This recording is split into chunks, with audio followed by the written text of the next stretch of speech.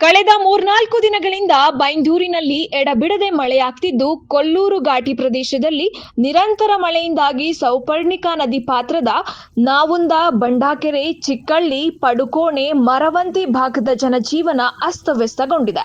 ಮತ್ತೊಂದೆಡೆ ಕರಾವಳಿ ಭಾಗದಲ್ಲಿ ಮಳೆರಾಯನ ಆರ್ಭಟ ಜೋರಾಗಿದ್ದು, ತ್ರಾಸಿ ಮರವಂತೆ ಬೀಚ್ನಲ್ಲಿ ಪ್ರವಾಸಿಗರು ಸಮುದ್ರಕ್ಕೆ ಇಳಿಯದಂತೆ ಸೂಚನಾ ಫಲಕವನ್ನ ಗಂಗೊಳ್ಳಿ ಪೊಲೀಸ್ ಠಾಣಾಧಿಕಾರಿ ಹರೀಶ್ ಆರ್ ನಾಯಕ್ ಮತ್ತು ಸಿಬ್ಬಂದಿಗಳು ಅಳವಡಿಸಿದ್ದಾರೆ.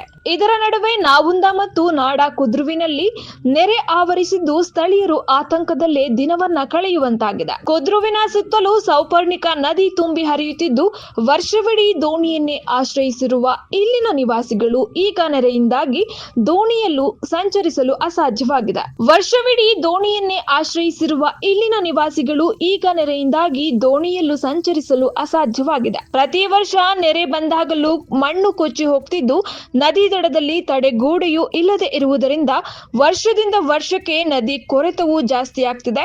ಸದ್ಯ ನೆರೆ ಕೊಂಚ ಇಳಿಮುಖ ಕಂಡಿದ್ದು, ಘಾಟಿ ಪ್ರದೇಶದಲ್ಲಿ ಮಳೆಯಾದಲ್ಲಿ ಮತ್ತೆ ನೆರೆ ಬರುವ ಸಾಧ್ಯತೆ ಹೆಚ್ಚಿದೆ.